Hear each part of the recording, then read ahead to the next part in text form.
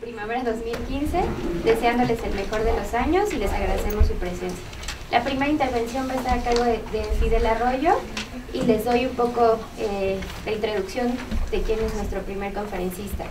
Fidel Arroyo es licenciado en Contaduría por la Universidad Veracruzana y estudió el MBA en la Escuela de Alta Dirección y Administración de Barcelona. Cuenta con una especialidad en negocios por el School Business of Trieste, Italia. Ingresó a Manpower en el 2004 y se ha desempeñado en diferentes puestos como líder de gestión industrial para la zona Golfo del país y posteriormente como administrador de ventas, y actualmente es responsable del equipo de ventas de Manpower, ocupando la posición de gerente comercial. Los dejamos con él para que la primera parte del programa. Bueno, pues muchas gracias por la invitación. Me comentaban que están festejando 75 años de la universidad, muchas felicidades. El año pasado nosotros festejamos 45 años también de tener presencia en México, y un poco como para darles una introducción del por qué la presentación o el por qué tenemos esta información es, bueno, nosotros, como ustedes saben, nos dedicamos a dar soluciones que tienen que ver con el talento. Entonces tenemos la fortuna de tener mucho contacto con las empresas, con los propios candidatos y afortunadamente también con instituciones educativas como ustedes, que están preocupadas por ver cómo generamos que la gente que egresa de nuestras escuelas es cada vez más competitiva en un mundo de trabajo cada vez más retador y más competitivo y más global, donde hay muchas competencias que son muy escasas, que hacen difícil cubrir las posiciones que el mercado pide, pero que desafortunadamente en nuestro país no estamos tan vinculados ni tan en el canal de generar estudiantes que sean después profesionales exitosos y profesionales que se puedan desarrollar correctamente. Entonces, bueno, lo que vamos a platicar en esta mañana es el Human Age. Me parece que muchos de ustedes ya lo han escuchado. Es un tema que se ha tocado ya muchas veces, y es que el talento está revolucionando al mundo, y vamos a verlo más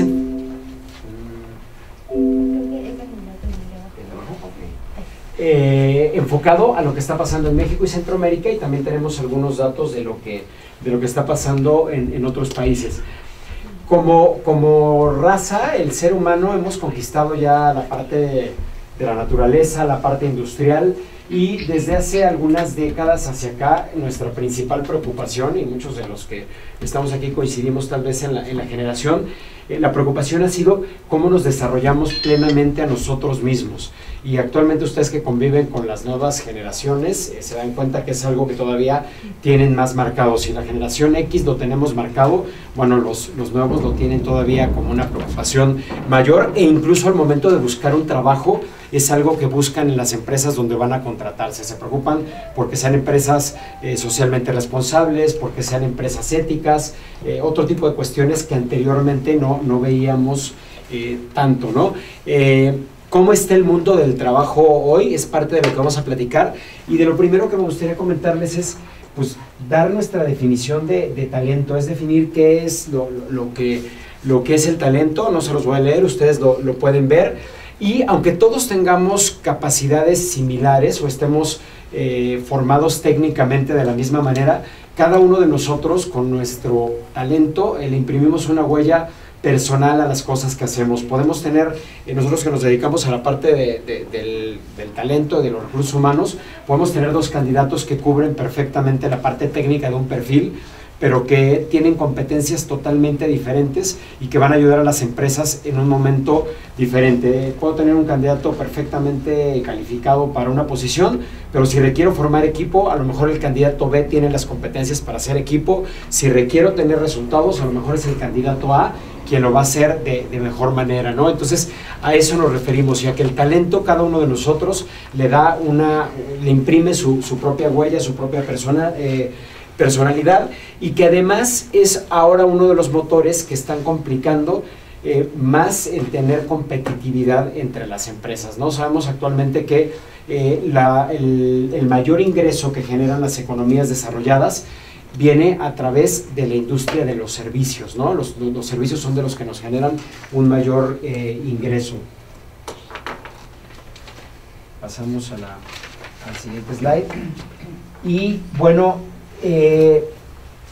en esta era estamos buscando plenamente el desarrollo del individuo. Si ustedes le preguntan a lo mejor a alguno de sus estudiantes qué es lo que buscas, cuál sería tu trabajo ideal, mucho de lo que les van a decir es, bueno, yo quiero dejar huella, yo no quiero afectar a la ecología, yo quiero trascender, yo quiero aprender de otras culturas, quiero tener una posición que sea global. La forma en cómo percibimos el trabajo es diferente. Les voy a compartir porque tiene que ver un poco con esto. Actualmente estamos conviviendo en el trabajo diversas generaciones. Eso hace que sea muy compleja la interacción que hoy tenemos en los centros de trabajo. ¿Por qué?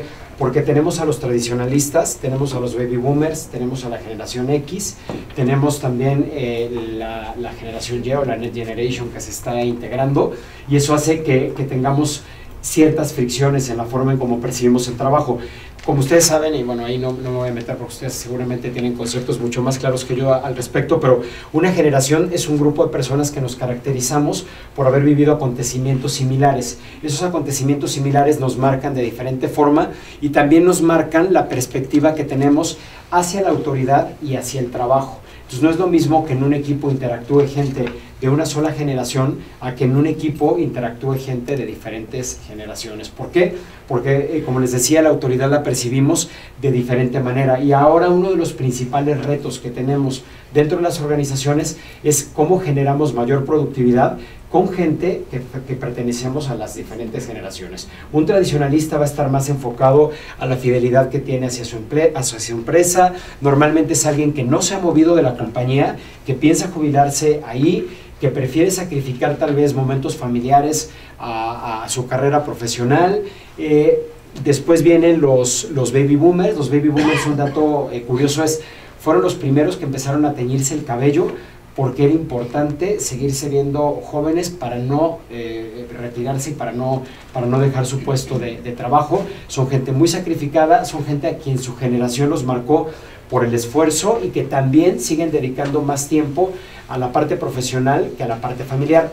Los X somos diferentes. Los X fuimos la primera generación que nos dimos cuenta que aprender otro idioma era importante, que aprendimos que tener experiencias en otro país era valioso para nuestra carrera personal, para el branding personal, que es muy importante.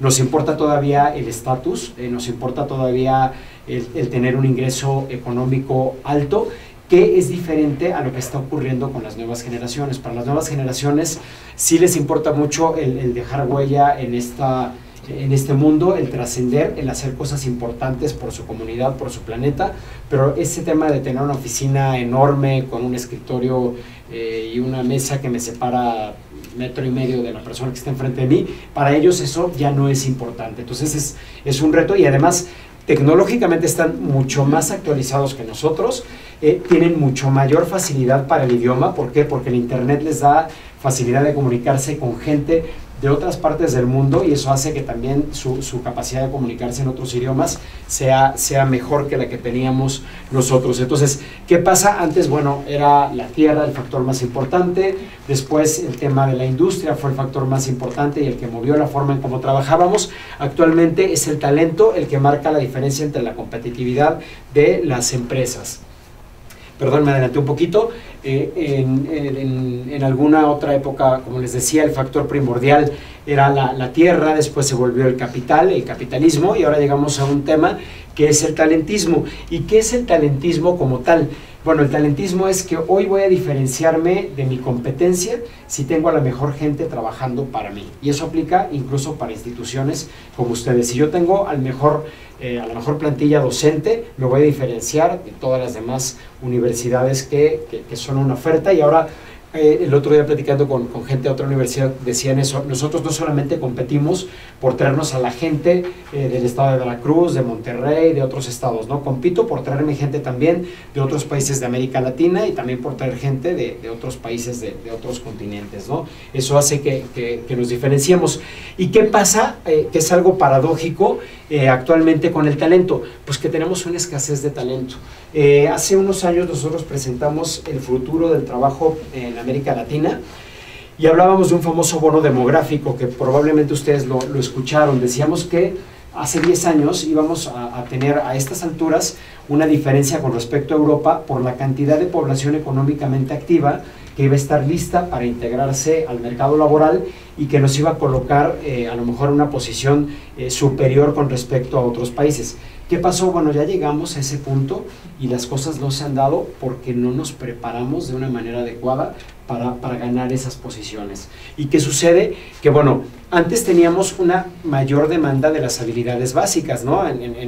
Cuando el tema de la época industrial era lo importante, bueno, necesitábamos mucha mano de obra, ¿no? Pensemos en la época de Henry Ford y todo esto, bueno, necesitábamos gente que trabajara en las líneas de producción y eran posiciones muy poco capacitadas. Lo que ha venido ocurriendo es que cada vez necesitamos una mano de obra más calificada, que no estamos generando muchas veces a través de las instituciones educativas o a través del mismo gobierno, y entonces esta gente que se queda acá, que está muy poco preparada, ya no encaja dentro de la demanda porque solamente tiene habilidades básicas. En la medida en que las habilidades que demandan las empresas se convierten en más sofisticadas, esta pirámide se va quedando sin trabajo, porque si se dan cuenta son menos los que pueden conseguir una oportunidad laboral, y entonces empezamos a dejar de cubrir esta parte de aquí de la mano de obra.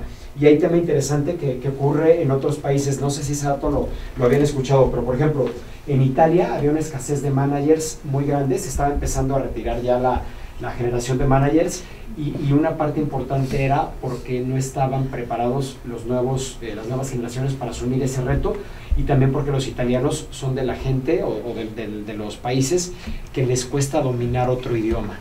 Son gente que únicamente habla su idioma y que se les complica interactuar para hacer negocios o para interactuar con gente de otros países por el tema del idioma, y más adelante presentamos otros datos que tienen que ver también con esto. Si en algo quieren hacer alguna pregunta o si quieren profundizar en algún tema, por favor me dicen y lo comentamos. Un dato interesante es, a nivel global, de las entrevistas que se hicieron a los empresarios, un 36% dijo que tenía escasez de talento, que no podía cubrir todas las posiciones que tenía dentro de la compañía. En América tenemos una escasez a nivel global del 48%, o sea, esto quiere decir que cuando le preguntaban a un director de recursos humanos, ¿tienes problemas para cubrir tus vacantes? El 48% de las personas dijeron que sí. Ahorita vamos a ver qué vacantes les cuesta trabajo cubrir, y en México no estamos muy separados de ese porcentaje. Es un 44% los que respondieron que tienen dificultad para cubrir ese talento.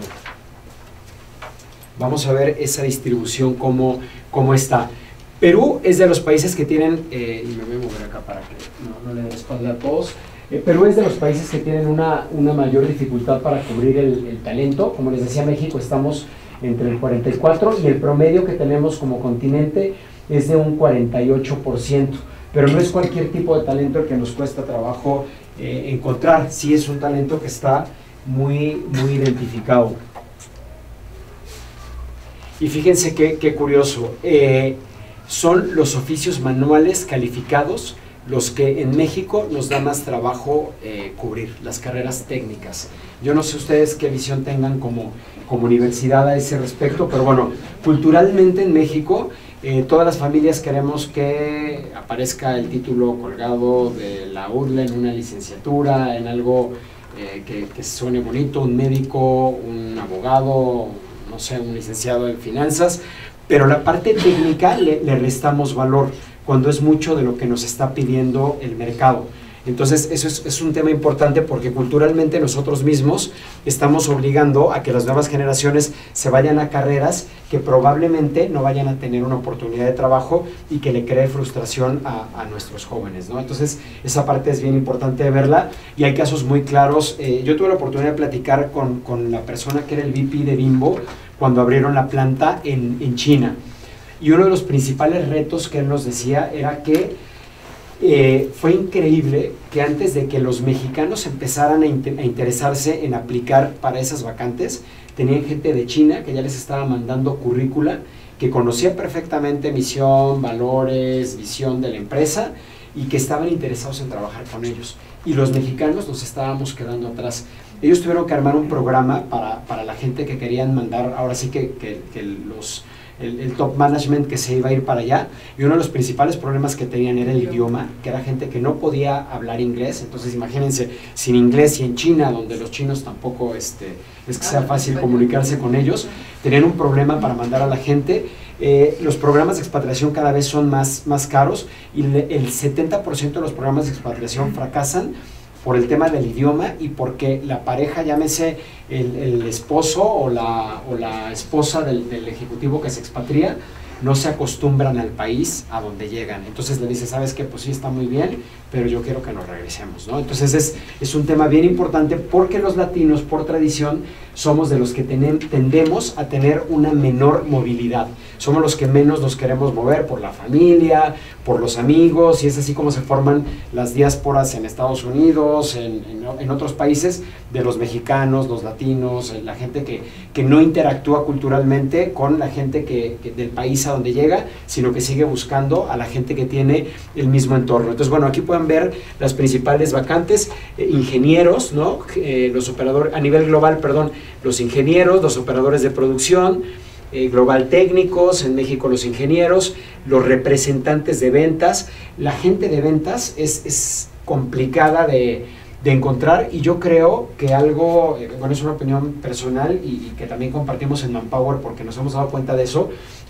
Creo que ustedes que tienen la oportunidad de formar gente, es algo que tendríamos que enseñarle a los jóvenes.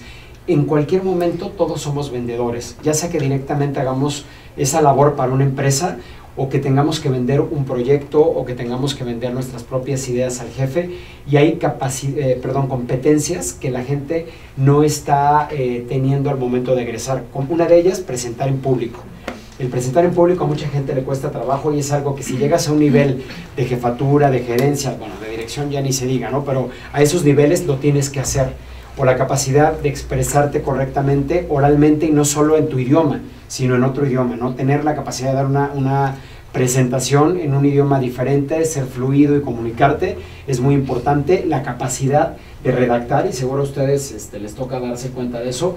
La gente cada vez escribimos menos bien, nos escribimos muy mal, o ahora como texteamos también queremos presentar un reporte, y eso es algo de lo que a la gente le complica después conseguir un trabajo. Entonces esto es parte de lo que les queríamos compartir, de los 10 puestos más difíciles de cubrir.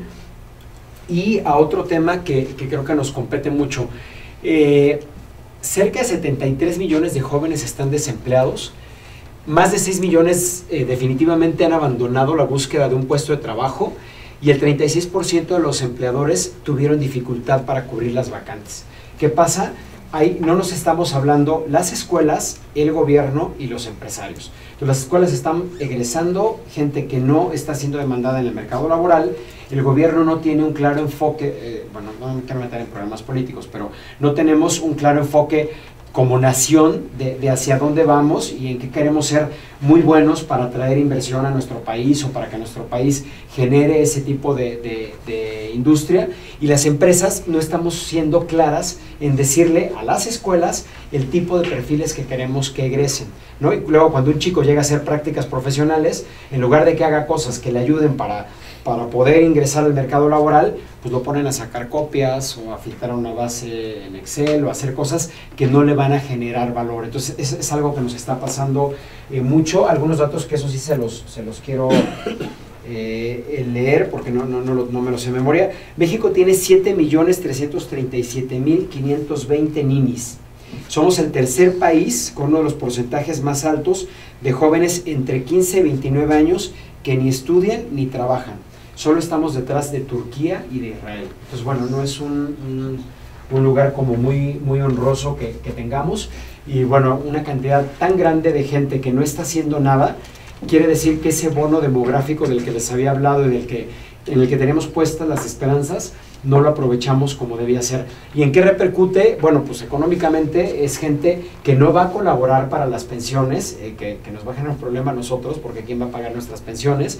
Y que como país nos va a provocar problemas en algún momento. Entonces es un tema complicado el que tenemos aquí. Es un reto en realidad el que hay con el empleo juvenil en México. Gente de Manpower, nuestro CEO, ha participado en en el World Economic Forum año con año, y ha sido un tema que se ha abordado ahí. ¿Cómo hacemos para que la gente tenga mayor empleabilidad, sobre todo los jóvenes? Países como Inglaterra, países como Suiza, como Alemania, han logrado mejorar un poco el nivel, y lo han hecho a través de esta vinculación con las empresas. Las empresas mandan gente a las universidades para que un ingeniero diga lo que realmente hace un ingeniero afuera, para que un licenciado, un abogado diga lo que realmente hace, porque muchas veces en el aula aprendemos muchas cosas, pero realmente lo que vamos a hacer afuera es totalmente diferente. Yo soy un ejemplo, yo soy licenciado en contaduría, jamás he hecho nada que tenga que ver en contaduría, y actualmente estoy teniendo una carrera en ventas, ¿no? Jamás me imaginé, bueno, fue mucho la influencia de mi papá el estudiar eso, pero bueno, terminé haciendo una cosa totalmente diferente a la que yo estudié, ¿no? Entonces es complicado. La tasa de desempleo adulto fue de 5.4 en 2014, mientras que el desempleo juvenil fue de un 9.4. Y aquí hay un tema también complicado. Bueno, ahorita vamos a hablar un poquito de las causas del por qué se ve más acentuado el desempleo en la parte de los jóvenes, pero algo que es bien preocupante es que cada vez más las empresas nos ponen tope en la edad, y cada vez nos van volviendo viejos siendo más jóvenes. A nosotros nos toca trabajar mucho porque de repente nos llegan perfiles y nos dicen máximo 35 años. Entonces es explicarle a la gente, ¿por qué máximo 35 años? O sea, ¿de dónde sacamos que alguien mayor de 35 años no puede ocupar una posición? Es cierto que los que somos mayores de 35 años tenemos que tener la flexibilidad para trabajar en equipo. Tenemos que ser conscientes de que probablemente nuestro jefe va a ser alguien más joven que nosotros, o que voy a convivir con un equipo de trabajo donde voy a tener gente de 3 o 4 generaciones al mismo tiempo, ¿no? Y de nosotros depende el seguir siendo empleables y el seguir siendo adaptables a esto. Pero bueno, ¿qué es lo que nos dicen las empresas de por qué los jóvenes tienen problemas para cubrir una posición y para encontrar trabajo? Bueno, porque no cumplen con las competencias requeridas por las empresas, porque no tienen experiencia y referencias, y ahí es donde nosotros tratamos de mediar con las empresas y decir, ¿cómo me pides a alguien recién egresado con mucho potencial que tenga experiencia? O sea, no puede tener experiencia, pero sí es una responsabilidad del joven a lo mejor haber entrado a un programa de leadership dentro de la universidad, a lo mejor haber hecho un curso en otra parte del mundo que le abriera las expectativas, que le mejorara su nivel de otro idioma, para poder ser empleable y tener una mayor oportunidad de trabajo al momento de salir. Puestos de trabajo disponibles que requieren habilidades básicas. También algo que nos ocurre mucho a la gente que está a cargo del reclutamiento es que cuando entrevista a algún chico, y eso es como para sensibilizarlos a ustedes, lo platicamos mucho cuando vamos a universidades privadas. Sí es cierto, y bueno, lo digo con ustedes porque ustedes tienen esa ventaja, sí es cierto que la gente que egresa de una institución privada tiene una ventaja mayor que la gente que egresa de una institución pública. ¿Por qué? Porque hay una mayor calidad de la enseñanza, porque tienen mayor acceso a otras cuestiones que a lo mejor una universidad pública no tiene. Pero también una de las principales objeciones que pone una persona que va a emplear a alguien de una universidad privada es que dicen que todos quieren salir siendo jefes. Entonces, desde aquí habría que enseñarles que sí es cierto que tienen las competencias para llegar a ese puesto, pero para llegar a ese puesto o pones tu empresa tú solo y tú eres tu propio jefe y generas empleo, que es algo también muy bueno que se enseña más en las universidades privadas que en las públicas, o te vas a meter a una transnacional donde vas a entrar a un programa donde te van a formar y donde con el tiempo vas a llegar a hacerlo, ¿no? Entonces es importante que eso lo manejemos de una manera correcta, ¿no? Entonces debemos de cerrar esa brecha entre el trabajo y bueno, ver que la oferta versus la demanda de talento coincidan, que las expectativas de las personas también coincidan con las oportunidades de desarrollo que hay ofrecidas por los empleadores, para que no provoquemos esa frustración en la gente. Además, imagínense la frustración de alguien que hoy tiene acceso a internet, que se da cuenta de las oportunidades de trabajo que hay en otras partes del mundo y que no pueda acceder a eso. Estamos generando también muchos jóvenes con frustraciones para esto. Y bueno, creo que ustedes, yo como no sabía cómo estaba el auditorio, preguntaba, pero ustedes sí saben lo que es la prueba PISA, ¿no? Entonces es preocupante el tema de que cada vez, en lugar de mejorar, estamos estamos peor con los resultados, ¿no? Entonces, este es el resultado de un estudio comparativo que se hizo de los sistemas educativos y que, como ustedes saben, lo coordina la OCDE. Y bueno, los datos que tenemos en México pues son datos bastante preocupantes, sobre todo en matemáticas, en lectura y en ciencias. ¿Y por qué nos preocupa esto? Bueno, porque hay otras partes del mundo donde sí se está trabajando en esto. Tal vez ustedes conozcan esta parte. En la Unión Europea se pusieron de acuerdo sobre las 8 competencias que a nivel Unión Europea tenían que desarrollar en la gente que está estudiando y que están por entrar a la universidad. Hay algunas que tienen mayor peso cognitivo y otras que tienen mayor peso actitudinal. Las de cognitivo, bueno, pues tienen que ver con la competencia lingüística y comunicación, y aquí se refiere a ser competente expresándome, como ya lo había mencionado, en mi idioma y en otro idioma, y hacerlo de manera oral y de manera verbal. Como mencionábamos, en lenguas extranjeras, el pensamiento científico-tecnológico, pero no un pensamiento científico-tecnológico que se queda en la nube, sino algo que puedo aterrizar y que le puedo dar una aplicación. Algo que han criticado mucho en nuestro sistema educativo, sobre todo a nivel básico, es que nos quedamos mucho en memorizar datos. Y me sé qué pasó el 21 de marzo, y sé las leyes de reforma y todos estos temas que a nivel ya de trabajo no me aportan valor y no me convierten en un mejor empleado, ¿no? Entonces, bueno, la competencia digital también es algo que está mucho más desarrollado en esos países, y temas importantes como la autonomía, como el autoaprendizaje, que tiene que ver con el aprender a aprender, la competencia social y de ciudadanía, y la disposición hacia la cultura y el arte. Me detengo un poquito aquí porque ¿qué tiene que ver esto? Y que creo que es mucho la responsabilidad de quienes tenemos contacto con gente joven. La competencia social y de ciudadanía habla de eso, de qué tanto yo quiero hacer por mi comunidad, qué tanto soy respetuoso del medio ambiente, qué tanto soy respetuoso éticamente también en temas de piratería, en temas de no comprar la piratería, y de no ser, de no tener prácticas corruptas. No sé si ustedes han escuchado esto, pero mucho de lo que nos piden cada vez más en el mercado laboral es que les pongamos las llamadas pruebas de honestidad a nuestros candidatos, que miden qué tan proclive es alguien de cometer un acto que no es ético o que no está dentro de los valores. Y algo que da mucha tristeza es que los latinoamericanos tenemos la prueba calibrada de diferente forma. Porque si nos aplicaran a los latinos una prueba como la que le aplican a un inglés, o la que le aplican a un americano o algún europeo, no la pasamos. Somos mucho más permisivos a ciertas cosas de lo que son otras culturas, ¿no? Entonces es un tema muy complicado y en el que también se tiene que trabajar. Y bueno, les voy a mostrar aquí está clarísimo, los atributos necesarios para la competitividad internacional, y el top también 7 de las habilidades difíciles de cubrir en América Latina. 36% el manejo de idiomas, la investigación, nos dijeron en un 35% que era una habilidad muy difícil de cubrir, el emprendedurismo, pero no entendido únicamente como yo voy a tener la capacidad de poner mi propio negocio, sino ser emprendedor también como empleado, tomar la iniciativa para tomar un proyecto, para liderar un equipo, para moverme del status quo que a veces hay dentro de las organizaciones. La planeación y la organización es un tema que nos cuesta mucho a nivel latino, en general en América Latina, y a los italianos y a los españoles, que tienen mucho de latinos también. Esta parte de planear y de organizarse se nos complica mucho. El entrenamiento y la enseñanza, después nos cuesta trabajo transmitir a la gente nueva. Llega alguien nuevo y en lugar de que el jefe tome la responsabilidad de entrenarlo, le dice a alguno de sus colaboradores: oye, ayúdale al nuevo y explícale cómo lo vamos a hacer. Nos cuesta trabajo entrenar a nuestra gente.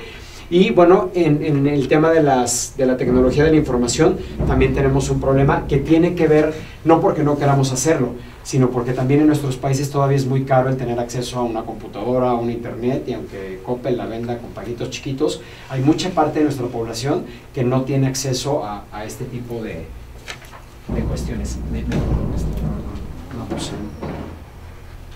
Y bueno, este es los que aparecemos en un nivel muy bajo en el índice de nuestro dominio en el idioma inglés. Aquí están los que están en un nivel muy alto, ustedes lo pueden ver: Suecia, Noruega y los Países Bajos. En un nivel medio, Argentina ha hecho un trabajo importante para esto. Anteriormente Argentina no estaba en un nivel tan alto de inglés, lo han hecho muy bien.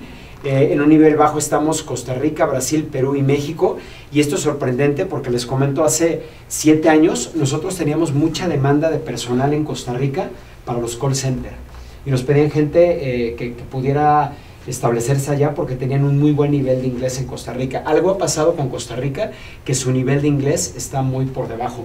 Brasil igualmente, yo tuve la oportunidad de ir a Brasil con la empresa para compartir mejores prácticas, y era increíble que aunque llevábamos preparado todo en inglés para hacer las presentaciones, la gente decía, por favor, en español, porque no lo entiendo. O sea, la gente de la generación X, que tendría que ser gente que dominara más el idioma inglés, no lo domina, y ahorita, aunque son una de las economías que está despuntando más, tienen problemas por el tema del inglés, ¿no? Y a un nivel muy bajo, pues estamos Colombia, Ecuador, Venezuela, Guatemala, El Salvador, Panamá, Argelia, Arabia Saudita e Irak. Nosotros nos encontramos en el nivel medio.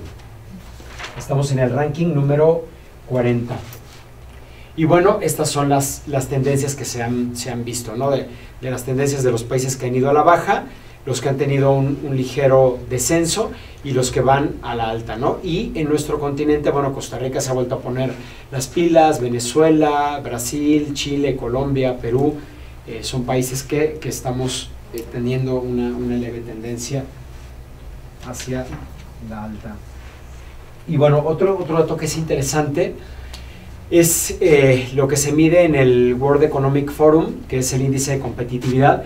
Fíjense cómo estamos, ¿no? Nosotros no tenemos un índice muy alto, estamos con mucha tarea por hacer. Digo, bueno, Venezuela sabemos que la economía ahí es diferente y tiene sus motivos, pero bueno, ahí se miden los drivers de productividad y prosperidad dentro de las economías, y así es como nos encontramos y nos comparamos contra los demás países, que tiene mucho que ver con la siguiente lámina, que habla del estancamiento de la productividad que tenemos.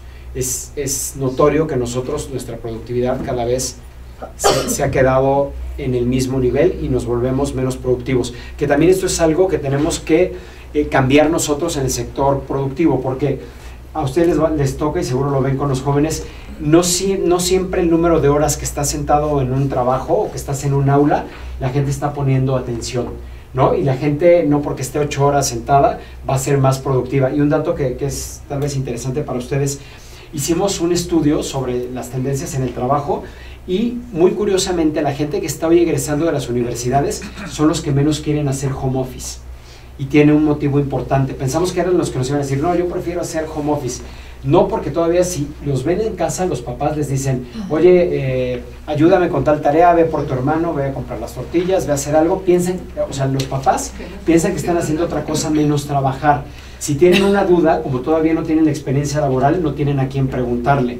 Entonces, contrario a lo que pensábamos, ellos sí prefieren ir a la oficina. Eso yo creo, en cuanto dominen la actividad, se cambia y pueden irse otra vez a trabajar al Starbucks o cualquier lado, pero sí son una generación que todavía no quiere salir a trabajar desde home office o a distancias remotas. Muy curioso, los tradicionalistas fueron los que dijeron, yo sí, y soy el que me puedo ir a mi casa a trabajar, sigo siendo muy responsable, pero no confío en que los X puedan hacerlo. No todavía esa desconfianza entre los tradicionalistas y los X, de que nos vayamos nosotros a trabajar y que verdaderamente estemos haciendo lo que tenemos que hacer. Y bueno, la solución, no hay una varita mágica que pueda resolver todo lo que hemos platicado, pero sí lo vemos como una vinculación, como ya lo habíamos dicho, entre las instituciones educativas, entre el gobierno, entre las empresas y entre los propios individuos, ¿no? Hablando aquí de los estudiantes, que la gente esté interesada, sobre todo la gente que ya va a salir de la carrera, que sea consciente que va a salir a competir no solamente con la gente del TEC de Monterrey, con otra universidad, ¿no? O sea, salen a competir con gente de todo el continente, con gente de todo el mundo, y va a ser el más competitivo, el más capacitado, el que va a poder tomar el liderazgo, el poder tomar un puesto de trabajo. ¿Qué tendríamos que pensar y qué tendríamos que aprender para enfrentar esta incertidumbre que está en el mercado laboral? Bueno, aquí lo vemos, ¿no? Nosotros como personas, pues qué competencias y habilidades tengo. Nosotros como empleadores, cuando hablamos con las empresas que nos contratan, les decimos, a ver, ¿cuáles son esenciales para el trabajo verdaderamente? Porque cuando te dan un job description te dicen a la mujer o al hombre maravilla, ¿no? bueno, ¿qué realmente de esto es real, es esencial y qué otras puedes enseñarlas? ¿Qué otras tienes tú la capacidad como empresa de enseñársela al candidato para que pueda cubrir la función? ¿Qué tanto tiempo y dinero tengo yo para capacitarme y para cubrir esto que está pidiendo la empresa? Y también la empresa tiene que replantearse qué tantos recursos económicos y tiempo tengo yo para desarrollar a lo mejor a mis managers para que se conviertan después en directores. Y si yo como individuo quiero aprenderlas y si yo como empresa tengo la motivación para desarrollar estas competencias. Y bueno, finalmente el mundo del trabajo está cambiando con nosotros o sin nosotros, eso es algo que no vamos a poder evitar, tenemos que subirnos a esto. Y bueno, la pregunta que tenemos que hacernos y que tendríamos que hacerle también a la gente que está egresando es si estamos preparados para lo que nos va a esperar allá afuera. Aprovechar el talento y el compromiso de los jóvenes lo vemos humanamente posible, es una de las tareas que, como decíamos, tenemos que hacer todas las partes que nos involucramos con esto, y es cuestión de que nos hablemos entre todos los sectores que participamos en esto. Y pues muchísimas gracias por su tiempo. No sé si tengan alguna pregunta o algún comentario sobre la presentación, quedo a su disposición. Muchas gracias.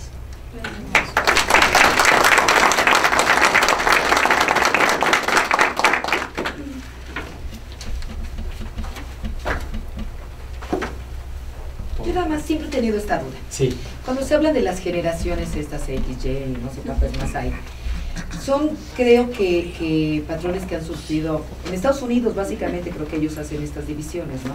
¿Realmente puede ser aplicable a la realidad mexicana?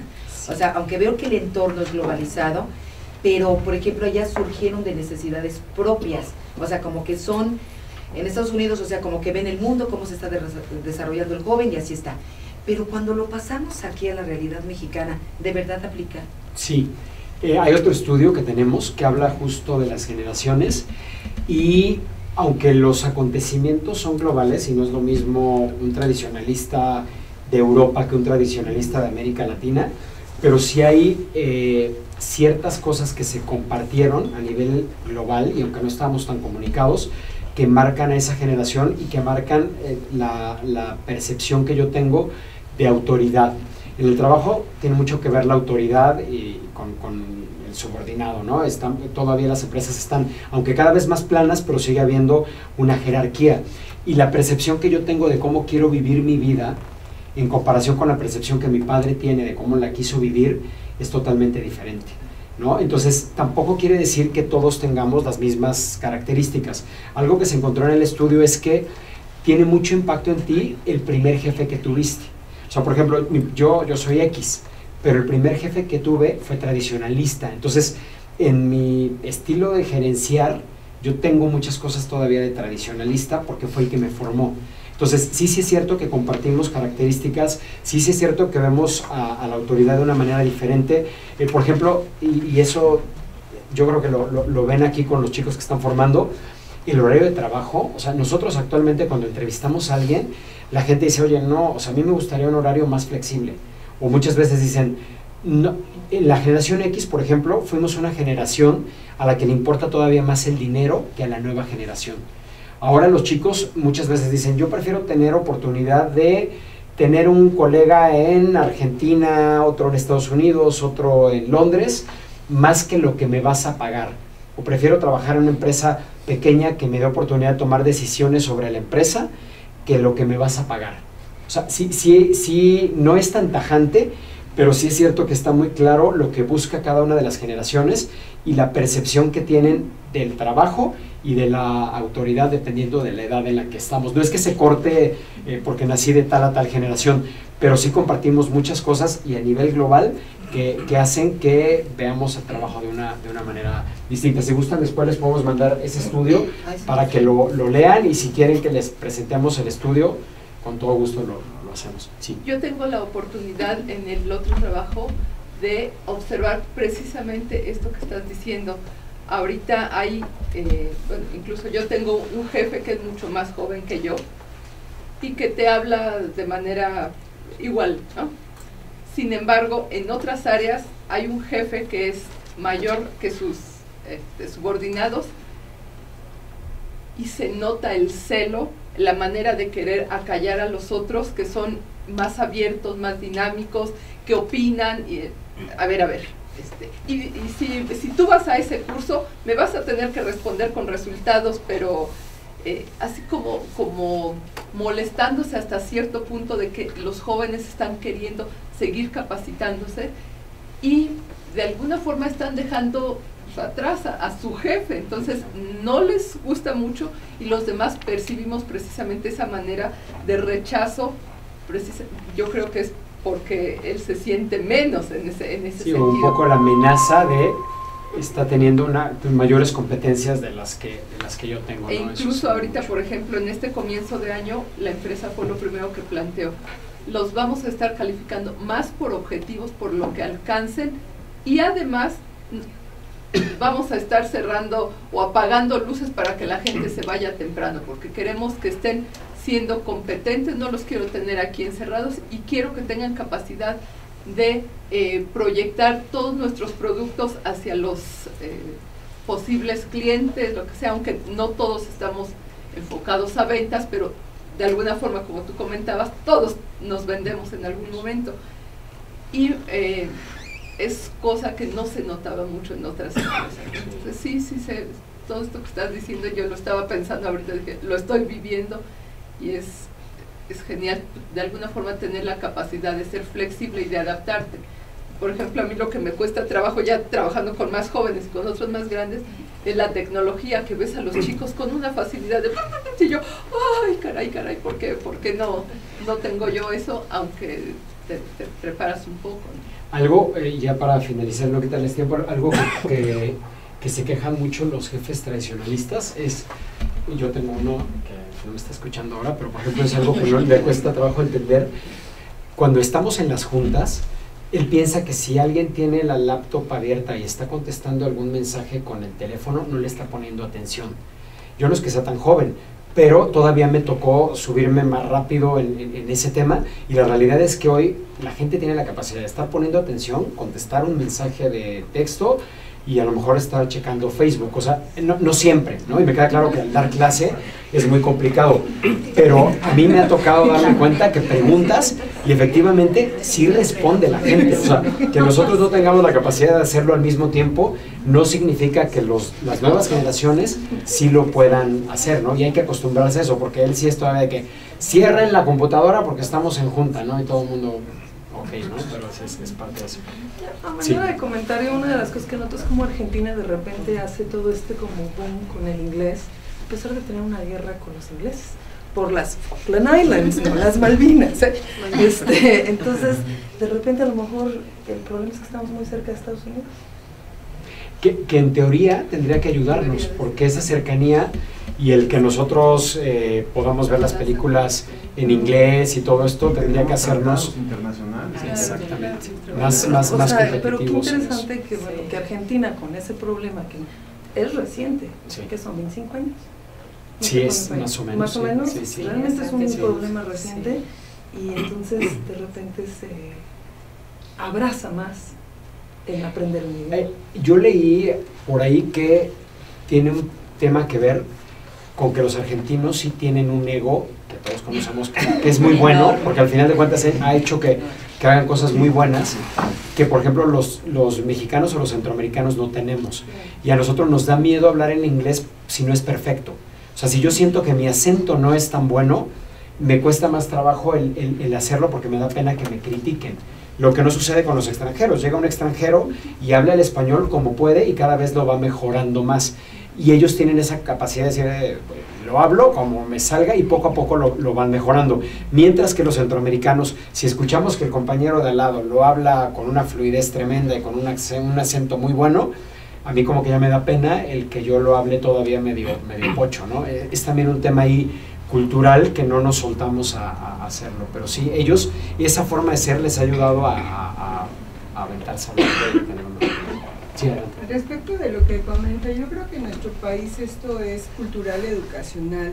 El sistema educativo mexicano durante generaciones nunca se preocupó porque tuviéramos un segundo idioma, y menos que lo viéramos como si fuera tu mismo idioma, ¿no? te daban ahí 1 hora a la semana o 2, sobre todo el oficial, ¿no? Las privadas pues es el plus que te van a dar.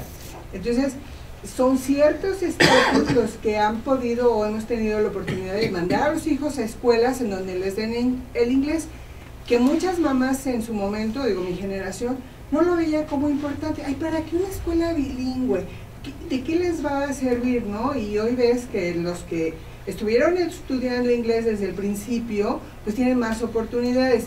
Y si nos vamos ya a las universidades, a las preparatorias y universidades, incluso las privadas, no todas le dan el énfasis y el peso que tiene que tener otro idioma. O sea, yo soy en Derecho, ¿no? Y 20 universidades que dan la carrera de abogado de Derecho no tienen inglés. Y entonces sales y pues nada más litigas aquí porque no te quedó de otra, porque no era importante y tu carrera no lo daba. Entonces yo veo que apenas empezamos a preocuparnos por esto y por eso traemos un rezago tan grande. Sí, y perdemos oportunidad. Y un dato que le pueden compartir a sus alumnos, que está comprobado, es que una persona que domina en un buen grado otro idioma, principalmente el inglés, puede ganar entre un 30 y un 50% más que un candidato que no lo domina. O sea, eso sí hace la diferencia. Y nosotros, por ejemplo, en los servicios de headhunting que damos, cuando nos dicen, lo quiero bilingüe, sí hay una diferencia entre 30 y 50%. Un candidato puede ser perfecto y encajar perfectamente con lo que quiere el cliente, pero si no habla el idioma, puede decir, bueno, lo tomo, le voy a dar los cursos, pero le voy a pagar entre un 30 o un 50% menos del que ya lo trae, ¿no? Eso sí es bien importante. Y además un idioma no se aprende en un año, ¿no? Que esa es también otra desventaja. Pues de niños yo creo que es más facilidad. Y lo que comentaba de trabajo en casa, yo creo que tampoco tenemos todavía bien definido, porque yo tengo la experiencia, yo tengo un hijo trabajando en casa y tiene una empresa en casa, vía internet y demás, y ayúdame con esto, oye, si te vas al banco, oye, si haces lo otro, más estoy trabajando, bueno, date un tiempecito, anda. Entonces todavía no tenemos una cultura para que los hijos se queden en casa trabajando, porque vemos como que no están haciendo nada. Sí. En México el trabajo en casa se empezó a retomar un poco más a raíz de la influenza. Fue cuando las empresas se dieron cuenta que no estaban preparadas para trabajar en casa, porque mandaron a la gente y muchas se colapsaron porque no podían tener continuidad. Entonces, a partir de ese tema fue que empezaron a preocuparse más en poder trabajar en casa. Pues les agradezco mucho y los dejo con muy interesante.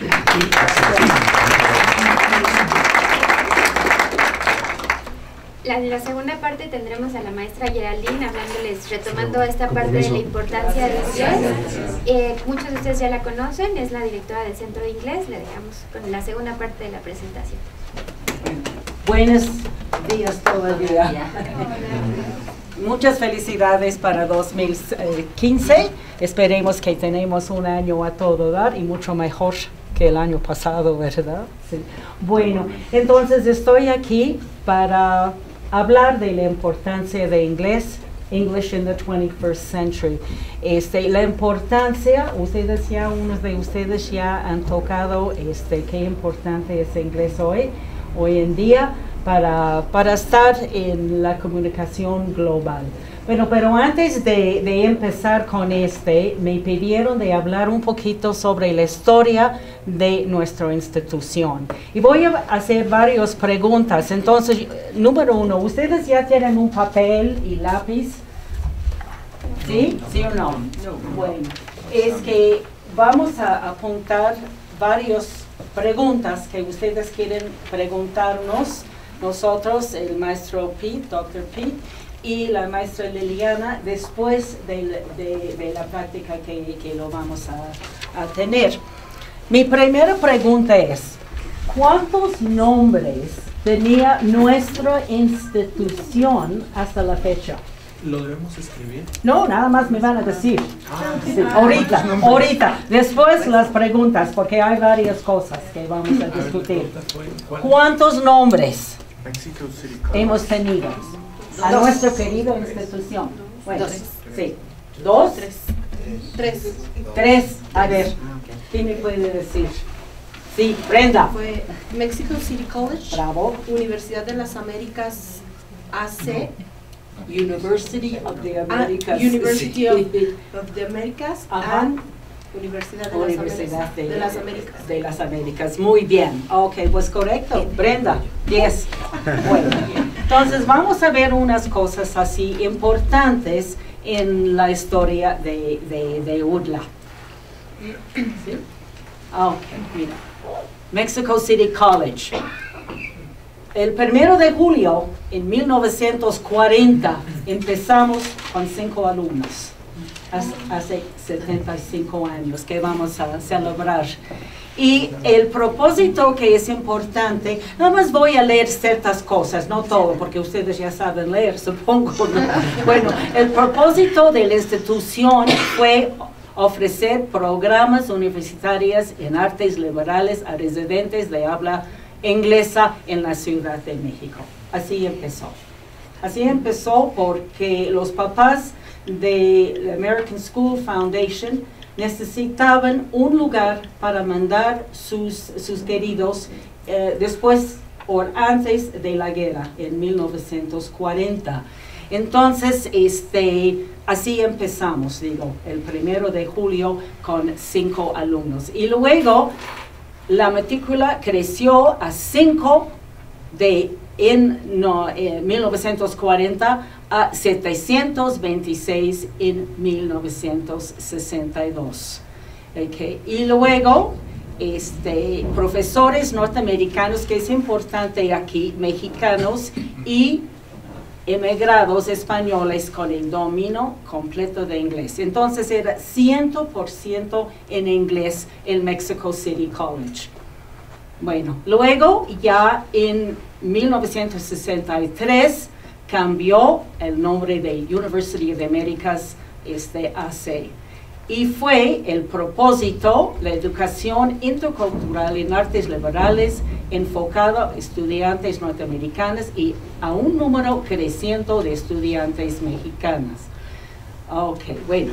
También que es importante aquí, 95% de los cursos se impartieron en inglés. 100% del uso del inglés, idioma inglés para las comunicaciones administrativas. Que sí, es siempre muy importante aquí, los profesores 60% eran extranjeros y con postgraduados a un 40%. Entonces, en aquella época fue muy interesante la universidad porque era también el tiempo de los famosos hippies.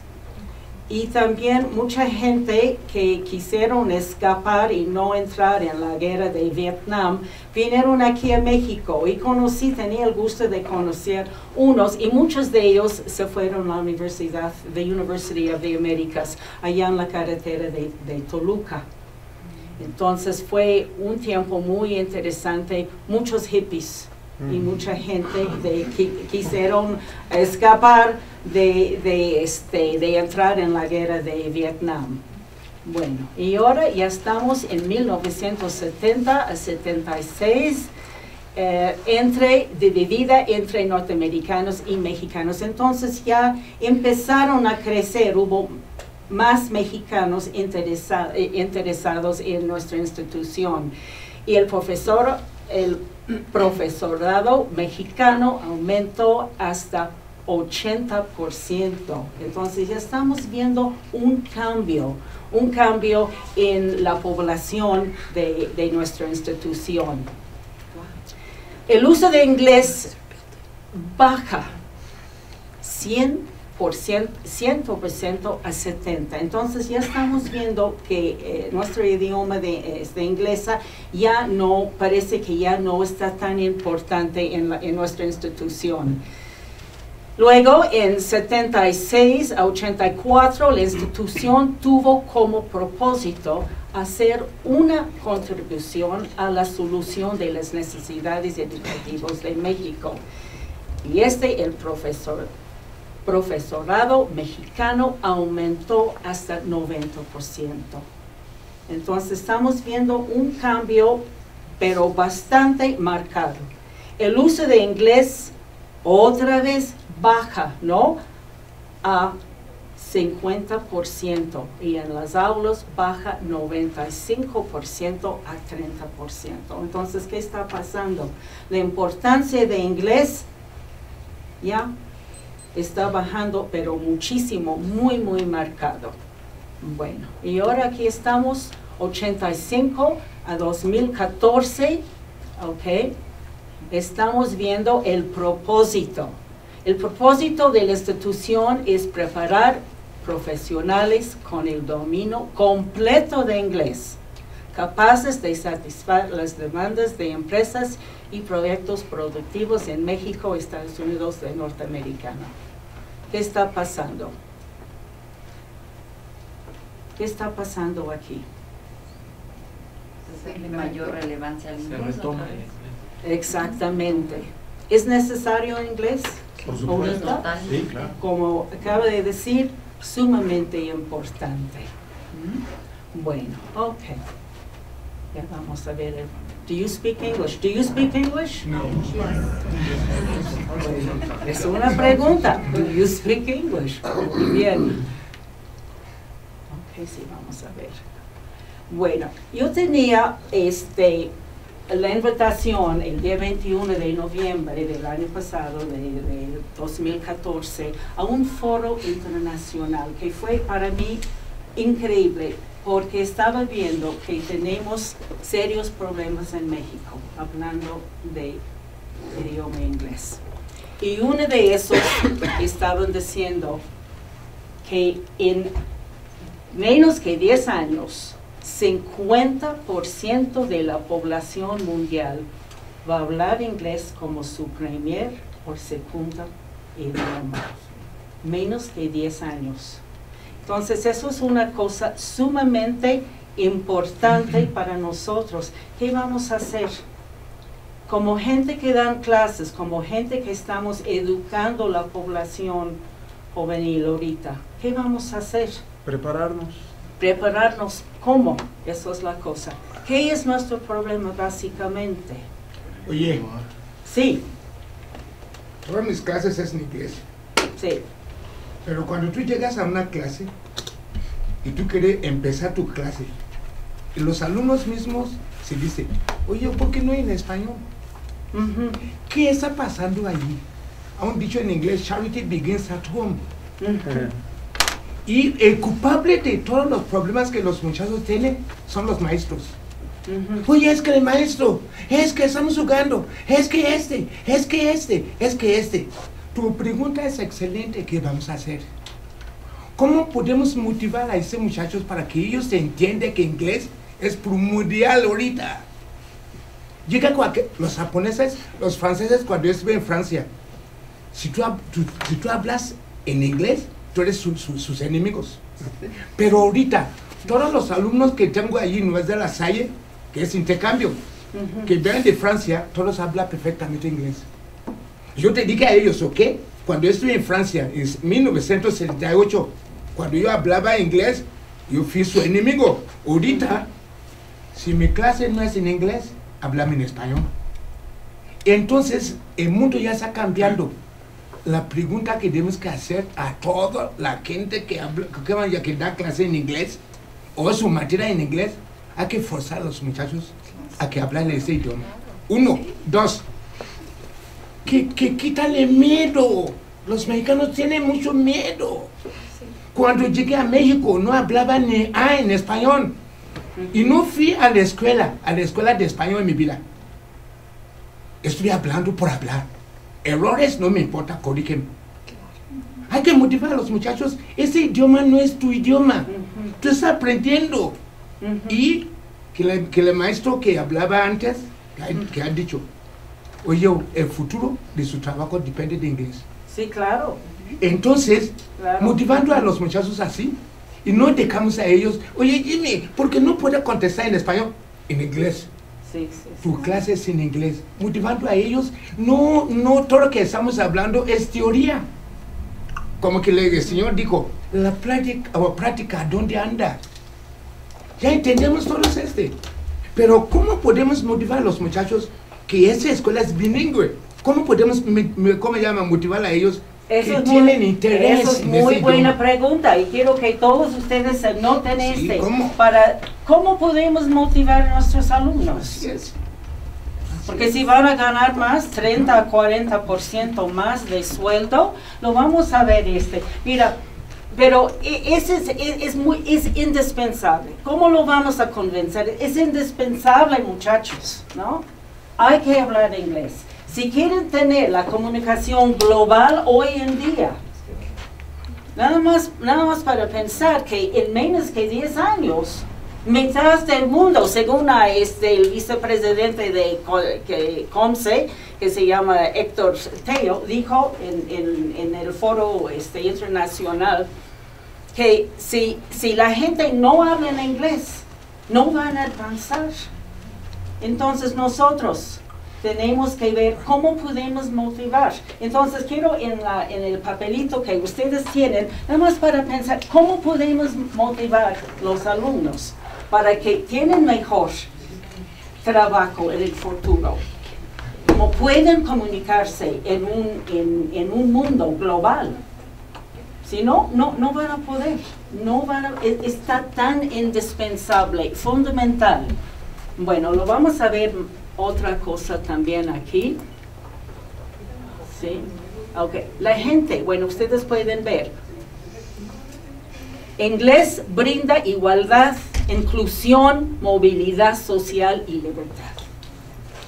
Porque pienso no nada más es para un viaje, para ir de compras. Antes era para irse a los Estados Unidos para hacer compras. Ya se acabó. Ya no es para pedir el desayuno en Starbucks en Texas, ¿no? Es para poder comunicar en un global con alguien en Irán, en Rusia. Si no, ya no vamos a tener ninguna movilidad social, no nada más para viajes. Bueno, entonces, próximo. Okay. ¿Qué tipo de inglés necesitamos? Pues estamos viendo David Gradel, que es del British Council, hace varios estudios, dijo, no nada más es ham and eggs, I want ham and eggs, please, ¿no?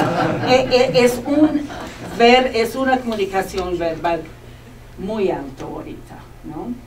Se llama ustedes que saben esos niveles, level C1, sí es muy alto, ya no es un nivel básico, es bastante alto. Bueno, él dice 80% de los negocios requieren el dominio avanzado de inglés, es cierto. Bueno, vamos a ver.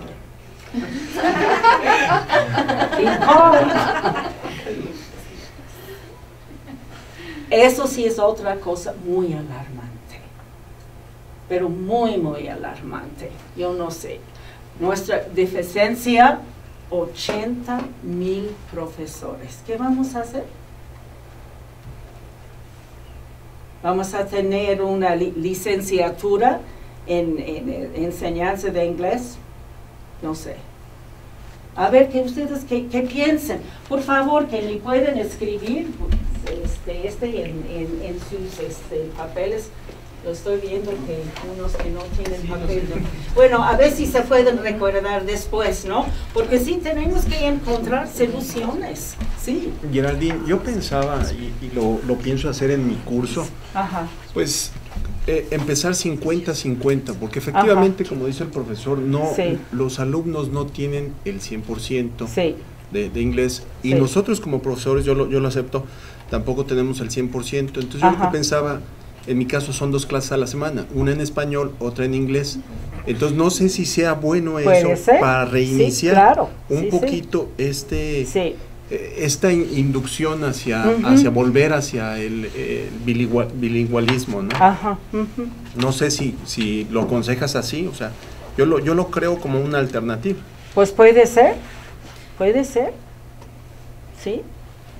Y pues tal vez hacerlo todos igual, ¿no? Porque cuando yo les doy textos en inglés, me dicen, ¿por qué esta clase no es en inglés? ¿Qué importa, no? Léelo en inglés, te ayuda.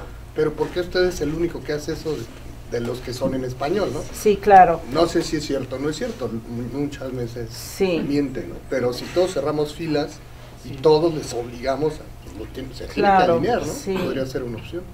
Sí. Bueno, yo en cuanto a lo que dice el maestro, yo doy las clases de Derecho Norteamericano. De hecho, cuando yo empecé a darlas eran totalmente en inglés. Después inclusive las de introducción las cambiaron porque los muchachos inclusive de los niveles, digamos, de primero o segundo nivel de licenciatura, no tenían ni siquiera el nivel de inglés. Entonces estoy dando yo conceptos de derecho norteamericano en inglés que no entienden primero ni en español y luego el idioma pues no se les da. Entonces yo lo que he más o menos resuelto de esa manera es, la clase se da en inglés, con diapositivas, con refuerzo de material, todo en inglés, sin embargo la explicación muchas veces se hace en español, para que por lo menos les quede claro el concepto o tengan, vaya, que entiendan por lo menos lo que está, ¿no? Y se van familiarizando un poco, porque ya el estudio, por ejemplo en el examen sí es un problema, ¿no? Porque sí, es que yo le puedo poner en español, no, es en inglés, o sea, se trata de que te lo sepas en inglés, ya te lo dije en español, ahora apréndetelo en inglés. Luego me ponen una palabra en español y dos en inglés, y bueno, o sea, no me importa, o sea, no me importa, como les digo, es que nos va a calificar inglés. No, no es una clase de inglés, es una clase de derecho norteamericano, no les voy a corregir grammar ni spelling, pónganlo como puedan, pero finalmente vayan haciendo un esfuerzo, ¿no? A que por lo menos se parezca a la palabra o empiecen a tener el concepto. Entonces, sí, yo creo que sí avanzan, bueno, al menos mi experiencia es que sí avanzan, yo de los de primer semestre a los de octavo, bueno, realmente sí hay un desarrollo, hay una fluidez mayor, hay una comprensión mucho mayor, al menos en la terminología jurídica, yo creo que sí van, digamos, esta situación ya lo entienden, y lo que dice el maestro también muy importante, el texto de la materia que están manejando, ¿no? O sea, que ellos realmente por lo menos entiendan el inglés técnico, que yo es lo que les digo. A mí no me importa si van a ser abogados que sepan hablar el inglés de los médicos, no me importa, pero entiendan los textos que ustedes van a tener que leer y desarrollar, ¿no? Entonces, al menos en derecho, yo mi experiencia es que sí ha funcionado. Tenemos, yo doy la materia de Introduction to Legal Systems y también uno que se llama Legal Terminology. Entonces yo no sé si en las demás carreras implementar este grado, digamos, de la introducción al lenguaje específico de la materia, para que ellos lo puedan ir desarrollando, y a la hora que les dejen textos en inglés, por lo menos los entiendan en ese lenguaje técnico, ¿no? Ya aunque no tengan el desarrollo de una fluidez a nivel ya de comunicación completa, ¿no? Pero sí, eso es bien importante, ¿no? O sea, que conozcan el lenguaje técnico de la materia que van a desarrollar. Y ha funcionado en derecho. Yo, de hecho, soy exalumna de la universidad, y cuando yo entré a estudiar no existía ese curso, y se daban cuenta los maestros que obviamente entraban de lleno a las materias de derecho norteamericano, y pues nadie entendía nada, ¿no? Porque pues nadie sabía, inclusive, aún sabiendo inglés, no entendían los conceptos de la materia. Entonces se da ese curso de introducción, y cuando entran a las materias, por lo menos esos conceptos ya los entienden, ya manejan eso. Entonces yo creo que eso sería algo como muy importante, que se implementara en todas las carreras, un curso específico de lenguaje técnico de esa carrera, para que tengan ese desarrollo. Puede ser, sí, muy interesante, sí, puede ser. Sí, porque siempre dicen, no, es que yo soy alumno de psicología, entonces quiero que ustedes en el programa de inglés me enseñen algo de psicología. Pues imposible, ¿no? Imposible, pero sí en cada carrera se puede hacer algo así. Sí, inclusive yo he tenido hasta algunos detalles que me dicen, es que la maestra de inglés dice que no se dice así. A ver, en inglés jurídico esto es un concepto, que también eso es como que aprender a diferenciar. Les digo, a ver, estos son conceptos que muchas veces, sobre todo en derecho, es tan importante diferenciar la palabra, que nos va a dar un total interpretación del texto jurídico. Entonces, un ejemplo clásico, ¿no? Que me dicen, es que infancy, es que esa palabra no existe. Bueno, no, en un inglés normal vamos a hablar de childhood, pero infancy es un concepto que nos va a dar la capacidad jurídica para poder tener capacidad propia para actuar, ¿no? Entonces, es un concepto jurídico. Si no lo manejan así, Y en otras carreras, obviamente, habrá conceptos tan específicos igual que no los pueden ver en un área de inglés general. Claro. Tiene que ser específico en cada carrera. Yo creo que eso es y aparte no tenemos el tiempo, tenemos 4 horas en una semana. No, y yo creo que mucho se discutió, de hecho, cuando nosotros empezamos la carrera, que también los alumnos al principio, bueno, fue, no, nos están moviendo el programa y nos quieren meter más créditos y yo ya sé inglés, y hasta la fecha me pasa, llegan muchachos que sí tienen un buen dominio del inglés y creen que por saber inglés ya van a saber la materia, ¿no? Y yo les demuestro que no tiene nada que ver, ¿no? O sea, la reprueban porque no saben inglés técnico. Claro. Pero si cada programa establece eso, al final les ahorra tiempo, porque las demás materias les va a facilitar mucho más la comprensión ya de los textos que se van a desarrollar y esa comprensión del inglés técnico. Sí. Entonces, implementarlo a nivel de todas las carreras. Muy bien, muy bien. Okay. Ahora preguntas otra vez. Vamos a tener más preguntas ya después, ¿no? Quiero que ustedes ya den sus opiniones. Pero mira ya, a ver, estudios en el extranjero, ok. La primera pregunta.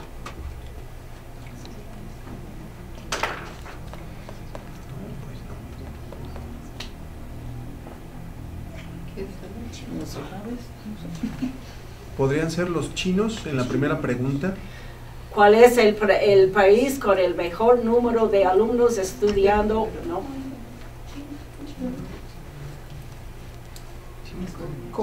Corea. Bravo. Bueno, el próximo, ustedes ya pueden leer la pregunta.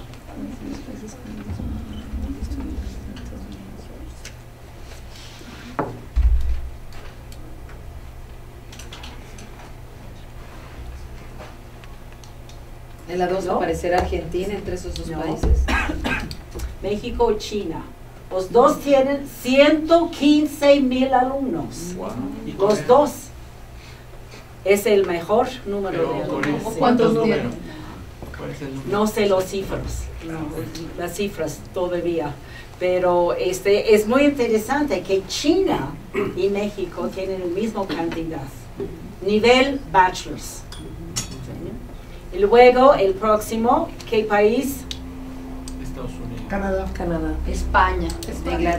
Inglaterra, exactamente. Qué interesante. No sé por qué. ¿Alguna de ustedes tienen una idea? Porque es un inglés ¿qué clase de posgrado? ¿Hacia dónde vas? ¿No? Porque cada una de las especialidades tiene países específicos para irte a estudiar. Entonces, si tendríamos que ver, por ejemplo, los de Derecho no se van a ir a Inglaterra, se van a ir a España a hacer los posgrados, ¿no? Entonces, sí tendríamos que ver de dónde son egresados y qué posgrado van a estudiar. Sí, pero es muy interesante. Inglaterra tiene más becas para alumnos mexicanos. Entonces, ya estamos hablando de dinero aquí. Y también tienen la embajada inglesa tiene tantas becas para gente para estudiar y muchos alumnos no saben eso, pero tienen muchos. Entonces yo creo que por eso Inglaterra, ellos prefieren a Inglaterra, porque pues, número uno, tienen becas y tienen beca y también es más barato. Ustedes que ya han estudiado allá, ¿alguien estudió en un postgrado? ¿Sí? Y sí hay, bueno, en cuanto a caro, barato, creo que es más caro Londres, Estados Unidos, pero sí las becas sí es un papel, juega un papel importante. Es importante. También la duración de los programas. En Inglaterra normalmente las maestrías, hay maestrías hasta de 9 meses. Y en Estados Unidos son mínimo 2 años. Entonces ese también es un factor. Sí, también, sí hay varios factores entonces. Y bueno, los que se van a Inglaterra obviamente también lo hacen por la posibilidad de viajar en las vacaciones a Europa. Entonces eso es un motivo. También otro factor muy importante. Y la última pregunta.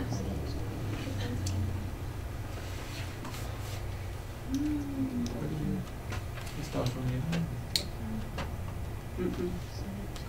India. India. ¿Quién dijo India? Muy bien, India, sí. India, por obviamente las proporciones demográficas y el hecho de que mucha de la población hable el inglés. Sí, sí, entonces sí, eso les facilita. Sí, también, claro. Y también que tienen como acceso a lo del Commonwealth, que les dan muchas facilidades. Sí. Digo, sobre todo para ir a Inglaterra, el Commonwealth casi que se los dan más gratis. Sí, sí. Pero también en Estados Unidos van mucho. Ajá, claro. Mucho. Sí. No, sí es bueno. Muy bien. Bueno, negocios. Ok, este sí. Este sí lo mencionó el señor, el dominio de inglés. Nos dijeron 30 hasta 40%, inclusive que era su jefa, la señora Barragán, dijo hasta 40%. Él mencionó 50%. Eso es muy interesante también para los alumnos, ¿no? Puede ser ya que estudiar, ustedes que son muy ambiciosos hablando de los alumnos, hay que estudiar inglés, nada más para ganar más dinero. No sé si la importancia para los muchachos, porque según el señor antes que habló, dijo que como que el dinero no está tan importante. No, pues... Pero sí, una cosa que mencionaron que yo pensé que era interesante, que los Estados Unidos, las personas que trabajan en el campo, si hablan inglés, ganan $14 a la hora. Si no hablan inglés, ganan $10. Entonces, sí. Y tienen varios programas para la enseñanza de inglés para gente que no tienen educación formal.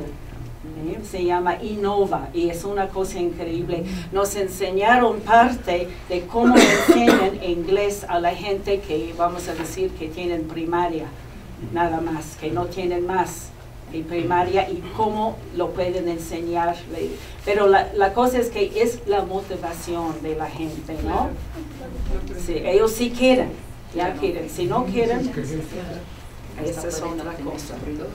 Bueno, entonces, también es importante para nosotros porque sí tenemos muchas relaciones con países angloparlantes y hablando inglés es sumamente importante. ¿Ya?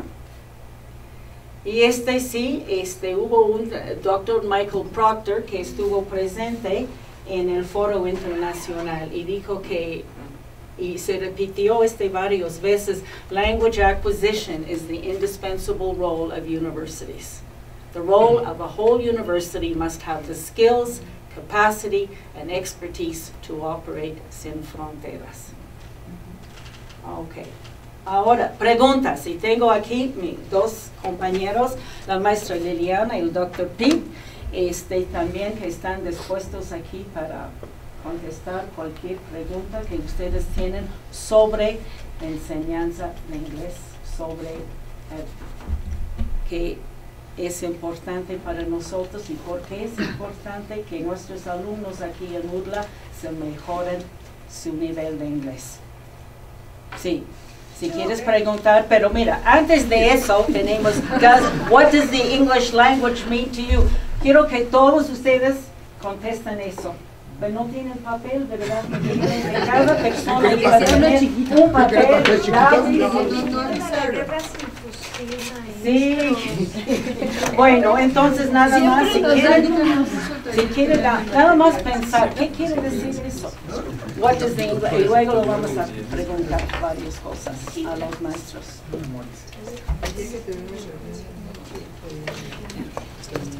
¿Ya? ¿Alguien tiene que contestar? ¿Decir algo? Sí, Enrique. Acceso al conocimiento. Acceso al conocimiento. El 80% de las cosas que estudio están en inglés. Perfecto. no solo para mí, pero vamos a ser como abogados del diablo, porque no solo es la parte de la misión de formar profesionistas que se puedan desempeñar de manera exitosa en contextos bilingües, que eso ya de entrada debería tener un gran significado para nosotros.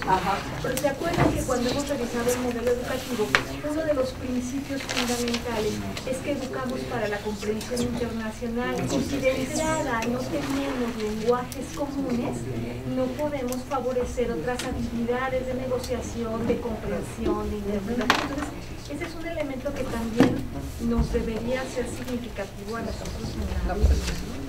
Y también la mayoría del material o de los estudios más actuales generalmente se expresan en inglés, estén realizados en el país que estén realizados, ¿no? Entonces, si queremos que nuestros alumnos estén actualizados con los conocimientos más frescos, bueno, no más frescos, sino efectivamente más actuales, más recientes, pues necesitan comprender el idioma.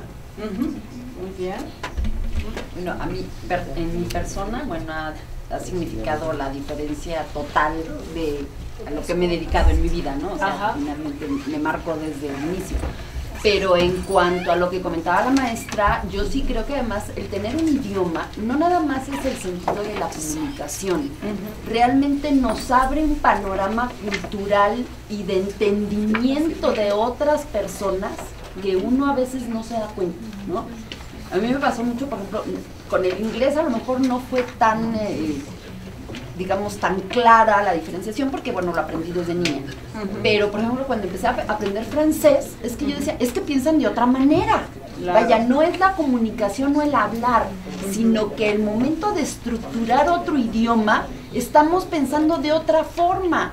Y eso yo creo que abre la capacidad intelectual de cualquier persona que entre más idiomas hablan, tienen una capacidad de entendimiento ilimitada, porque empieza uno a ponerse, digamos, en la forma de ser y de actuar de otra comunidad, de otra cultura. Entonces, para mí eso es verdaderamente el abrir el mundo, ¿no? O sea, finalmente nos da esa posibilidad. Y entre más idiomas podemos hablar, se nos facilita más aprender otros idiomas y entender interactuar con la comunidad, ¿no? Entonces, yo creo que entre todas esas maravillas que nos da la posibilidad de trabajo, de mejores sueldos y demás, pues nos hace mejores personas porque entendemos el pensar de otras culturas, y eso es algo, yo creo que sin ningún valor económico, ¿no? Es ser nosotros mejores. No tiene precio. No tiene precio, exactamente, como American Express. Jimmy. Oye, leí un libro que analizó 4 idiomas oficiales, que es el español, francés, alemán y el inglés. Dice que el francés es para el amor, y sabemos que es para el amor, porque ese es muy sabroso y muy bonitito. Que el alemán es para la guerra, y que el español es para los dioses. Sí, un rollazo. En inglés es muy conciso y muy simple, y dice que en inglés es para los negocios. Pues a mí me costó mucho trabajo aprender inglés también, ¿no crees? Oye, inglés como en español, que todas conjugamos.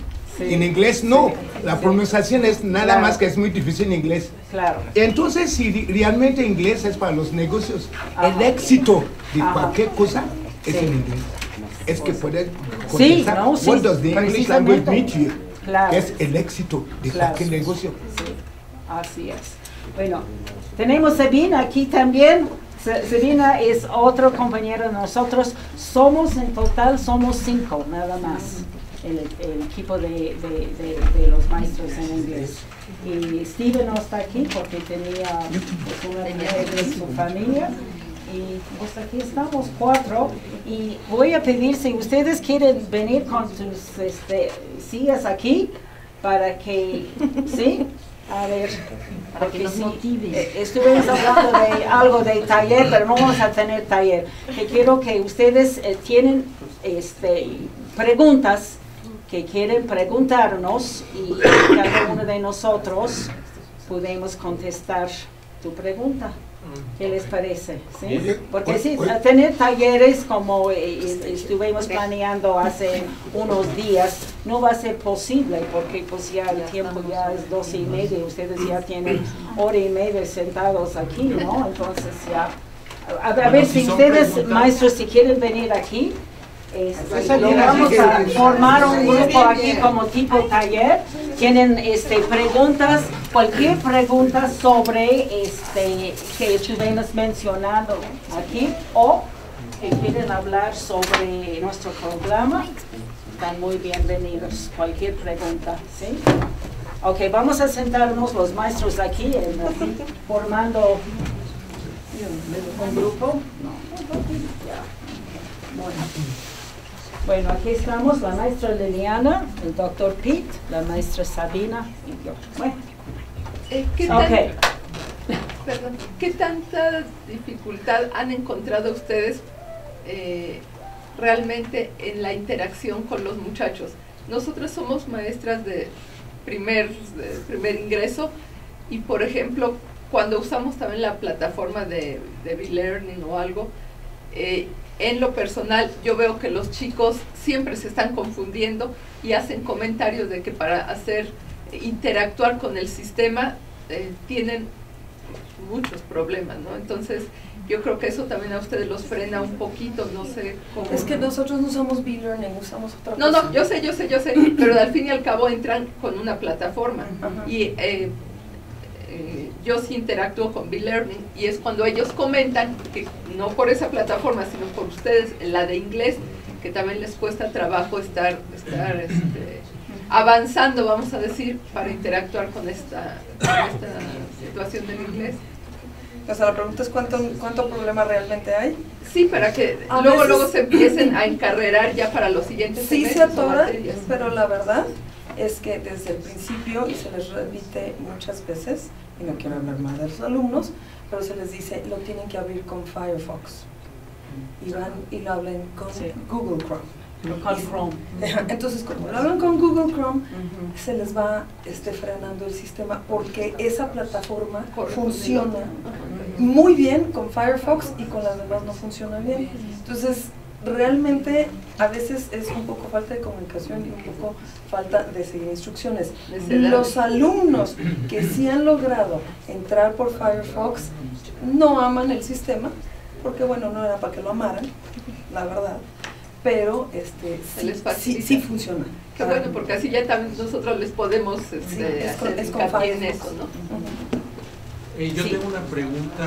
Yo soy del Departamento de Relaciones Internacionales. Los cursos que yo imparto todos son en inglés. Y al problema que yo más me enfrento con los estudiantes, para empezar, desde las lecturas, las clases, las discusiones, trabajos escritos, exámenes, todo es en inglés. Entonces, yo entiendo que en el departamento los estudiantes se pueden inscribir a estos, o pueden inscribirse a estos cursos, siempre y cuando ya tengan un nivel, hayan completado un nivel de inglés lo suficientemente alto como para estar preparados para estos cursos. El problema más grande que yo enfrento, y es la pregunta que tengo para ustedes, es en el tema de lo que son los trabajos escritos, ¿sí? Es muy común que los estudiantes, esto también lo hacen en español, simple y sencillamente copy-paste, ¿no? Entonces, ¿qué estrategias puedo yo adoptar en mi clase, y en mi programa, a fin de que tratar de erradicar este problema que es muy grave, ¿sí? Y que ellos tengan esta capacidad, esta habilidad para desarrollar más lo que es la escritura, ¿no? el writing. Entonces, no sé ustedes. Yo ya los trabajos les dije, regresamos a la primera. Aprendan otra vez a conectar este CPU con la mano y escriban. Y de alguna manera también van a desarrollar, ¿no? esta parte de expresión. Yo creo, bueno, al menos a mí me pasa, si me enseñaron los niños, ya sé que ahora son tiquitiquis, ni modo, pero ¿saben qué? Es una clase adicional en donde los trabajos son En manuscrito. Bueno, a mano, pues, porque ya no saben escribir manuscrito, pero bueno, escritos a mano, con pluma, en una hoja blanca, si no pueden irse derecho. Y de alguna manera también regresan a poder tomar nota, ya no saben tomar ni notas porque no saben escribir. Entonces los trabajos, pues háganle como quieras, háganlo escrita. No va a entender mi letra, ese es mi problema. Ustedes por escrito, y no pueden hacer copy-paste, por lo menos tendrán que ver la pantalla y copiarlo y algo se les quedará de lo que están leyendo, por lo menos van a pasar por aquí, porque si no, no saben ni lo que ponen en el copy-paste. Una vez me pasó que les digo, bueno, ustedes sí de veras del Rincón del Vago, le pusieron un copy-paste verídico, era en inglés, imagínate. Y de un Rincón del Vago yo creo que era en Galicia, porque utilizaban expresiones, es que el guarro, y no decía, o sea, le digo, oye, por lo menos entra al Rincón del Vago de México, de Estados Unidos, para que tengas un lenguaje más o menos, le digo, cualquiera se da cuenta que ni siquiera lo leíste. Entonces ya al escribirlo, pues por lo menos lo leen y pasa por su mano, ¿no? Ya, yo digo, ya vamos a llegarle. Sí, así también Pete me hizo el comentario que también hace eso, ¿no?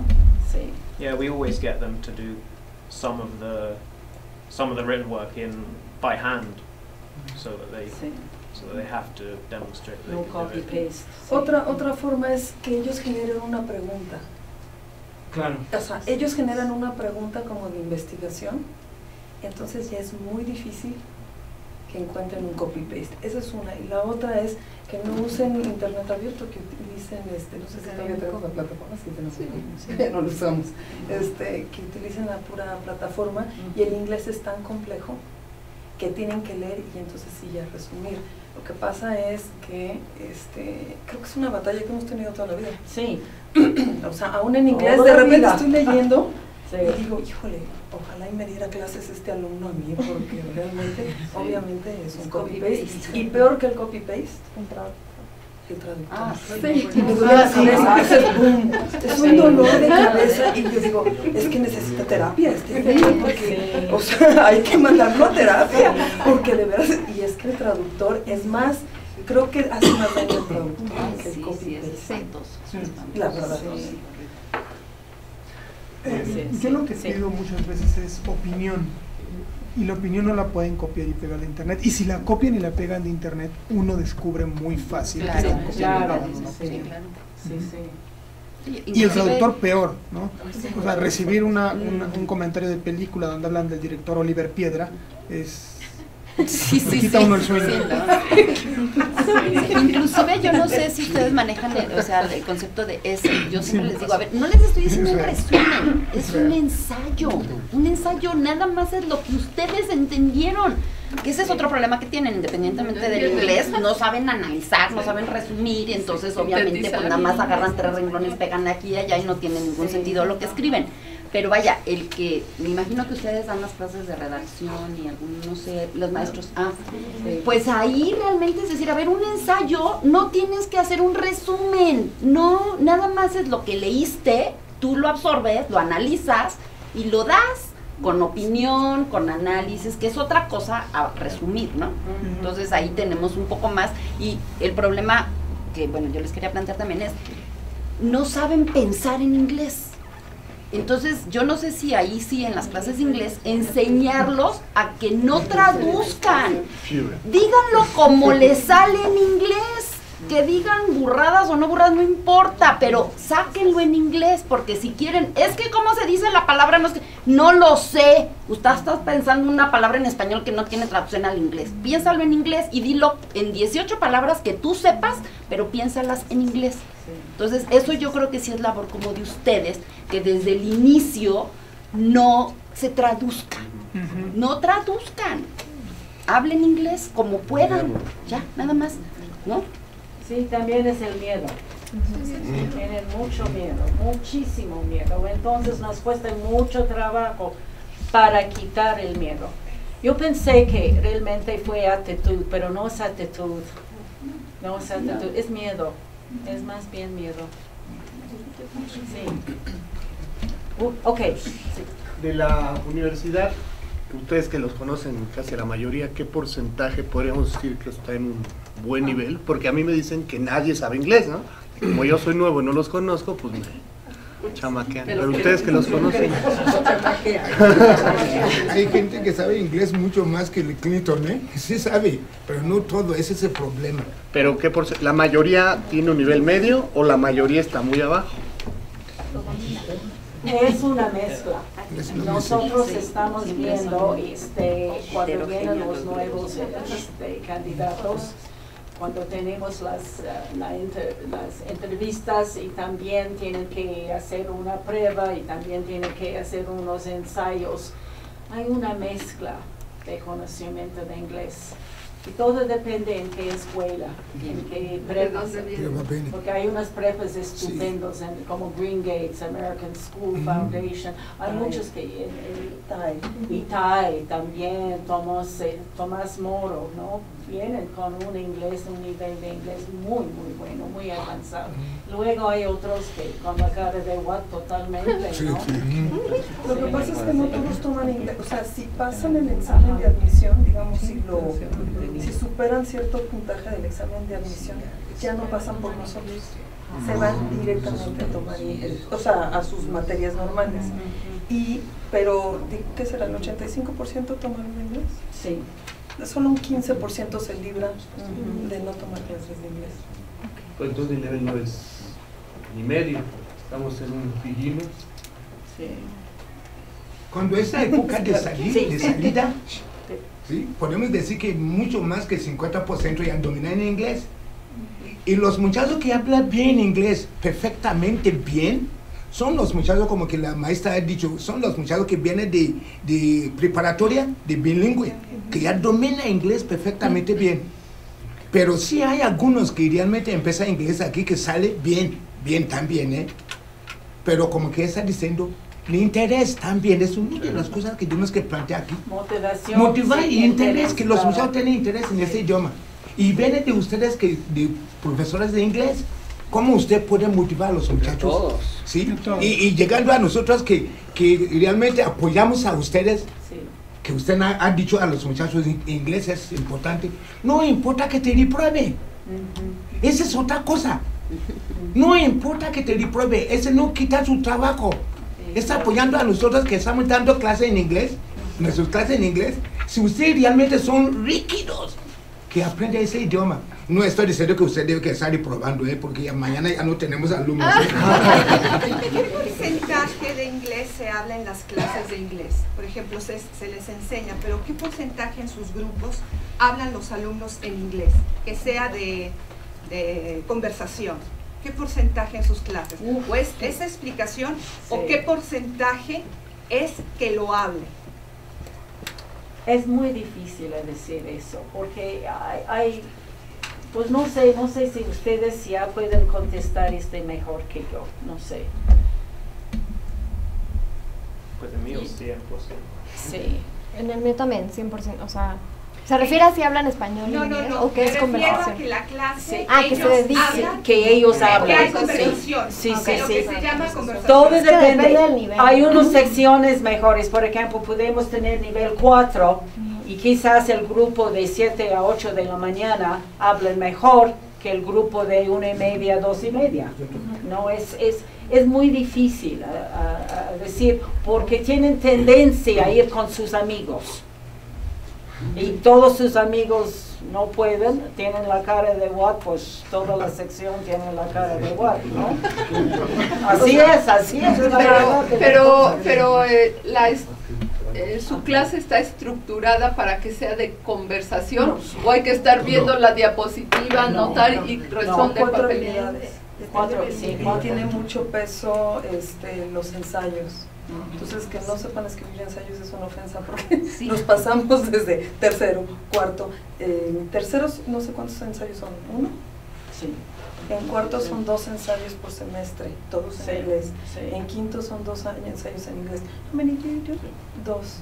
Ya en séptimo ya no hay ensayos. 2, sí. Entonces, por lo menos en teoría, en lo que toman una clase de inglés, al menos han escrito 6 ensayos totalmente. O sea, va más enfocado a comprender y escribir. Sí, pero no es como 4 habilidades. Y obviamente tiene un peso la gramática. Yo tengo una pregunta. Justo ahorita hablando de las habilidades, ¿cuál es la habilidad que ustedes notan que les cuesta más trabajo a los alumnos aprender y desarrollar? Hablar, ¿no? Hablar. Yo creo que sí. Writing sí, pero también hablar. Bueno, otra vez todo depende. O sea, podría ser hablar y escribir. Y como cuáles son las alternativas que ustedes les pueden como sugerir a los alumnos para que puedan ir como ir aumentando esta habilidad o ir desarrollándola. O sea, no solamente en las clases, porque yo soy exalumna, por ejemplo, y a mí en las clases de inglés, bueno, a mí era como el terror, pero sabía que sí tenía que tomarla. Otra vez miedo. Otra vez. Sabía que tenía que tomarlas. El miedo domina. Sí.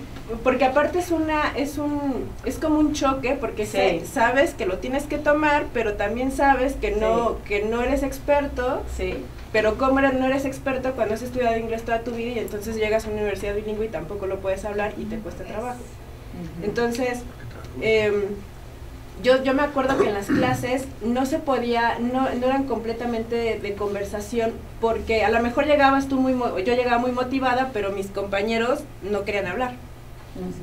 Y entonces ya no podía ya no se podía practicar, ¿no? Lo que pasa es que hay una modalidad que es English Club. Entonces, tenemos realmente pocas horas. Teníamos antes más horas. Se cambió el programa.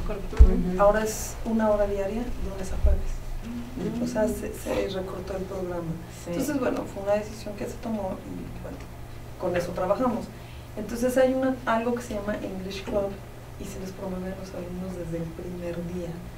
A veces se inscriben y sí funciona en un principio. Cuando estaba Chelsea, cuando estaba Chelsea, que era una chava muy guapa, funcionó muy bien. Ahí está la motivación. La parte era simpática. Además de bonita, andan buscando por otro lado. Esto que tiene como 5 años, ¿no? Esto tiene algún tiempo. Todavía se les motiva a que se inscriban a English Club, no se les cobra nada, porque estamos conscientes que en 1 hora con 20 alumnos, 1 hora tiene 60 minutos. Entonces, dividido entre 20 alumnos, pues prácticamente vienen hablando muy poquito. Pero el problema es que el programa no es, te voy a enseñar a hablar inglés, es más completo, es más universitario, es más universal. Tienes que hablar, tienes que escribir, tienes que poder entender y tienes que leer. El problema que también nosotros nos afrontamos es que si les das algo que no sea muy divertido, no les gusta leer, está muy aburrido, no les gusta, no entienden eso usted. Entonces, trabajamos como entre que tenemos que por un lado mantenerlos motivados, porque sí es cierto que es nuestro trabajo, pero también tiene que haber un avance, porque si no estamos dando círculos en el mismo lugar y a veces no podemos salir de ese lugar por diferentes circunstancias. O sea, sí estamos conscientes que no los estamos haciendo hablar mucho, pero es que también las circunstancias nos harían a esto de English Club. Y bueno, English Club, pues hay que traer a Chelsea. Sí, pero también tenemos el e-learning, también está el platform, que es muy bueno. El libro que estamos usando ahorita, serie de libros que se llama Global English, ganó premio como el mejor libro, serie de libros de enseñanza de inglés en Europa, y también el e-learning también ganó premio, y el autor, Lindsay Clanfield, Lindsay es, por cierto, hombre, se llama Lindsay, y se fue a Buckingham Palace y recibió, no sé, una medalla del esposo de la reina de Inglaterra. Entonces, pues realmente no pueden quejar que los libros están ya aburridos, ¿no? Porque sí son, ganadores.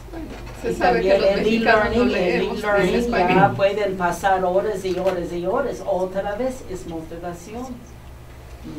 Pueden pasar mucho tiempo. Creo que un problema son los horarios de las clases en inglés también, ¿no? Al menos en comunicación, alumnos que les da mucha flojera venir tan temprano o ya no se quieren quedar si quieren ir a sus casas, ¿no? No sé si ustedes sufren de eso, o sea, se los han dicho. El problema no es el de las 7 de la mañana, el problema es el de las 2:30. 2:30. 2:30, 3. Está pesado. Es muy difícil. Empieza dando clases de matemáticas a las 4. Y los muchachos ya están en otro lado.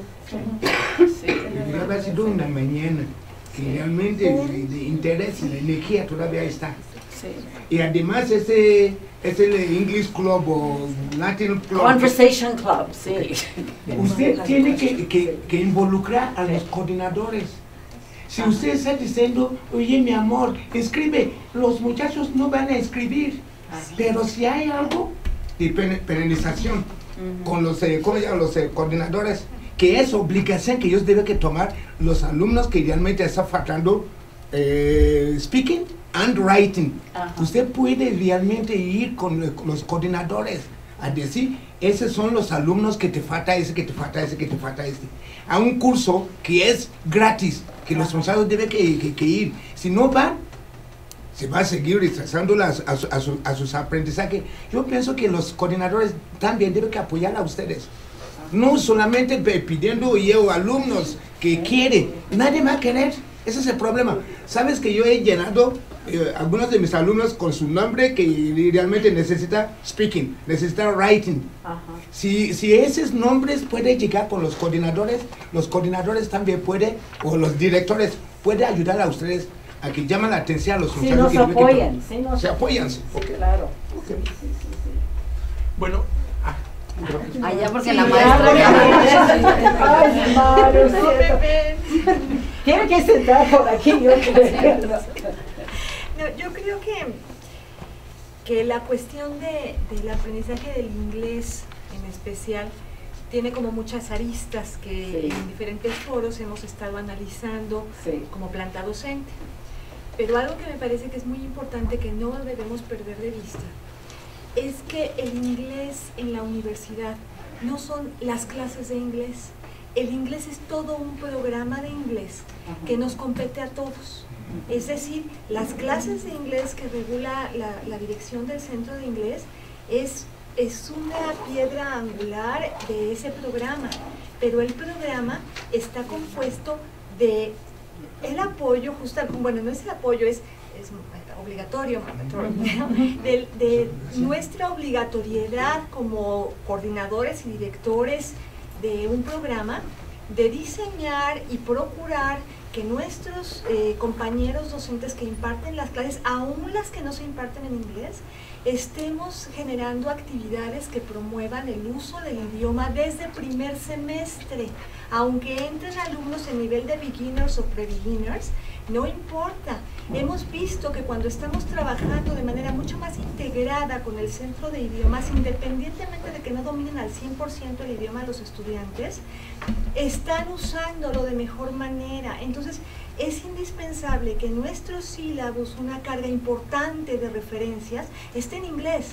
Es indispensable que hagamos uso de las bases de datos en donde el 95% de las referencias no solo están en inglés, son académicas, son actualizadas y les obligan también a los estudiantes a desarrollar habilidades de investigación y de procesamiento de textos a nivel universitario, que es lo que estamos buscando.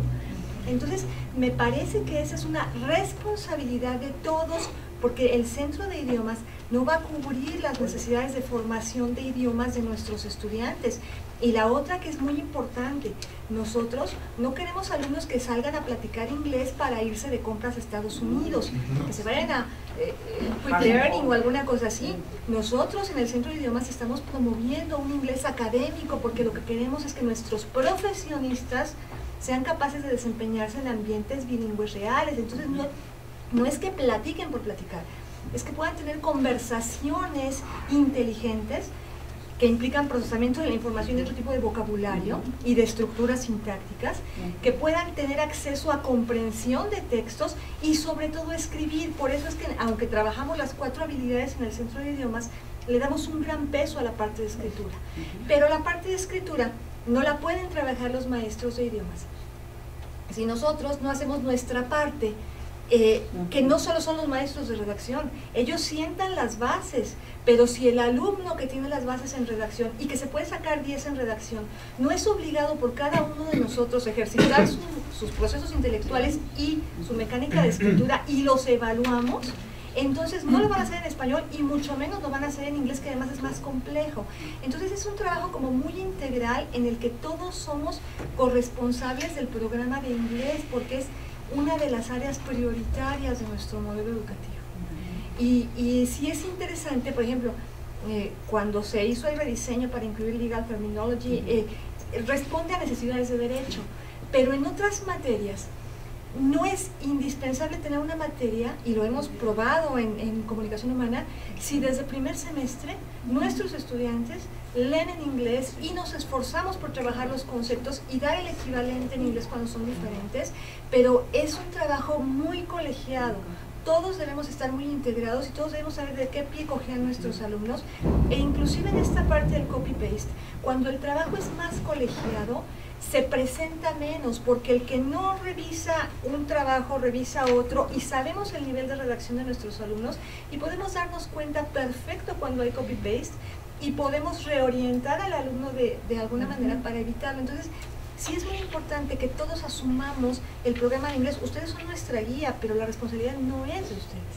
La responsabilidad es de todos nosotros y de apoyar la normatividad del Centro de Idiomas, porque si nosotros no justificamos las inasistencias, no podemos pasarles una inasistencia en el Centro de Idiomas. Yo me acuerdo que en algún momento, estando en el Centro de Idiomas, los alumnos faltaban muchísimo y yo dejé de justificar las inasistencias en idiomas. Y me decían, es que ¿por qué si tenemos derecho a 20% de faltas, pero si nos enfermamos? Y yo les decía, para eso son tus 20% de faltas. Porque si tú tienes derecho a un 20% de inasistencia, son muchísimas en el semestre. Y si además te enfermas y yo te justifico, la responsabilidad de tu reprobación es mía. ¿Por qué? Porque no estás en clase donde debes practicar. Estas no son competencias que se aprenden, online, ni que se aprenden de manera virtual. Las competencias de idiomas se aprenden en la interacción cotidiana, y si no van a clases, y nosotros solapamos que no vayan a clases, y nosotros no les damos a leer en las otras materias, y no revisamos cuidadosamente lo que escriben, pues después no tendríamos que venir a decirles a los maestros de idiomas que es responsabilidad de ellos. Es nuestra responsabilidad que ustedes nos ayuden con ellos.